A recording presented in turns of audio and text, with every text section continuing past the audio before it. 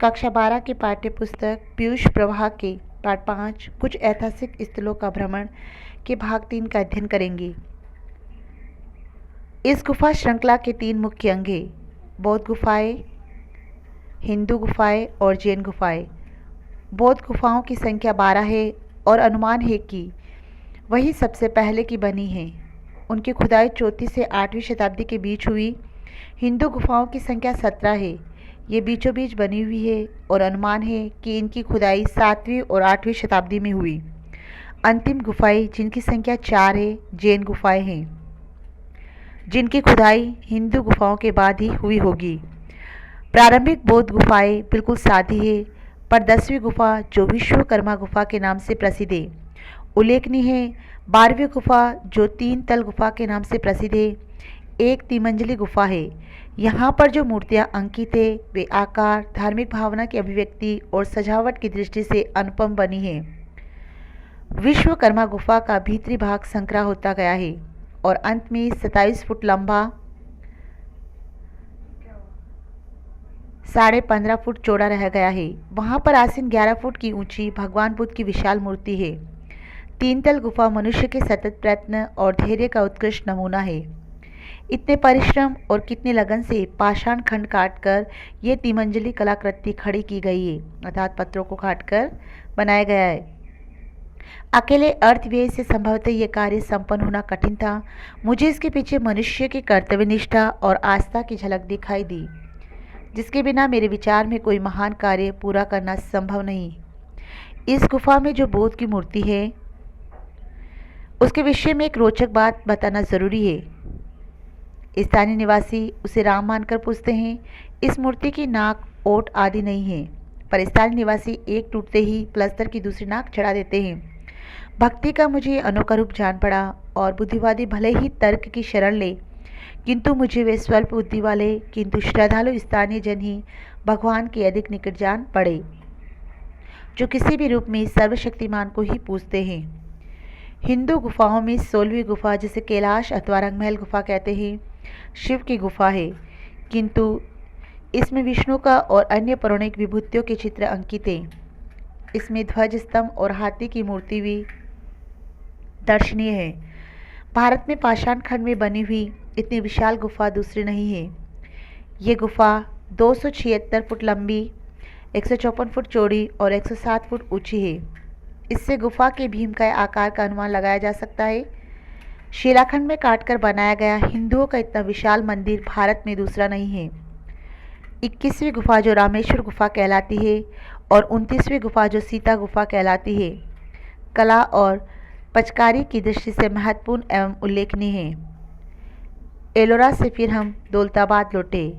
दौलताबाद से पुनः अजंता आकर एक बार फिर पद्म पाणी भगवान बुद्ध के चित्र के दर्शन कर जलगांव लौट आए। जलगांव में हमें एक दिन और ठहरना पड़ा, क्योंकि श्री रूपचंद जी लाठी ने हमारे सम्मान में एक पार्टी रखी थी। जलगांव से हम बम्बई पहुँचे। हमारा उद्देश्य बम्बई देखना न था, बम्बई तो मैं कई बार हो आया था। यहाँ हम आए थे एलिफेंट गुफाएं देखने। एलिफेंटा गुफाएं। एलिफेंटा गुफाओं के विषय में हाथी की एक मूर्ति का जिक्र होता है, जिसका अपना इतिहास है। सन 1814 में इस हाथी का सिर टूटकर गिर गया और बाद में उसका शेष अंग भी कई भागों में कट गया। सन 1864 में इस मूर्ति के खंडित अंगों को विक्टोरिया बाग बम्बई ले जाया गया।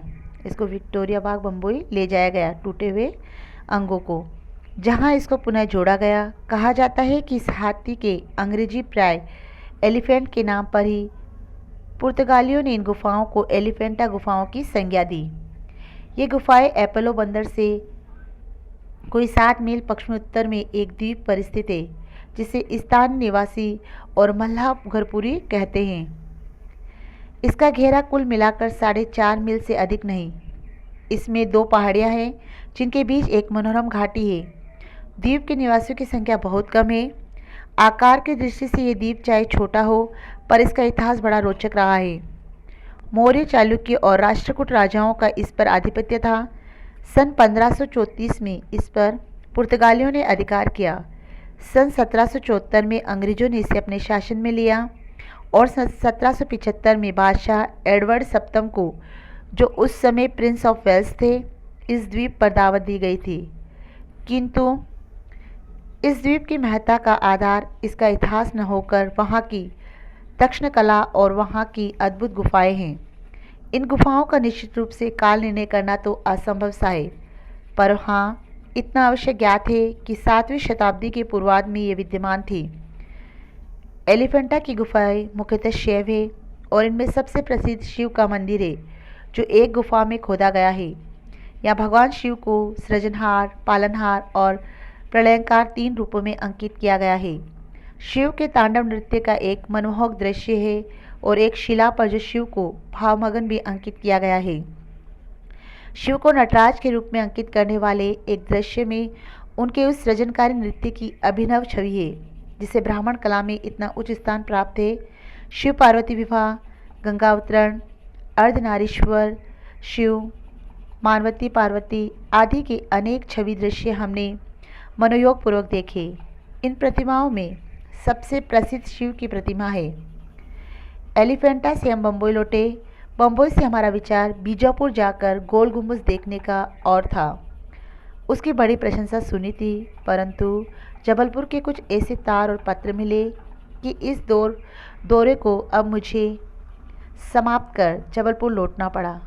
इसके बाद गोल गुम्बज देखने का मुझे अब तक सौभाग्य प्राप्त न हो सका। यद्यपि मैं सारे संसार के अधिकांश भाग में चक्कर लगा आया हूँ। एक कहावत है, अनी चुके बिसासो, वही इस मामले में हुआ।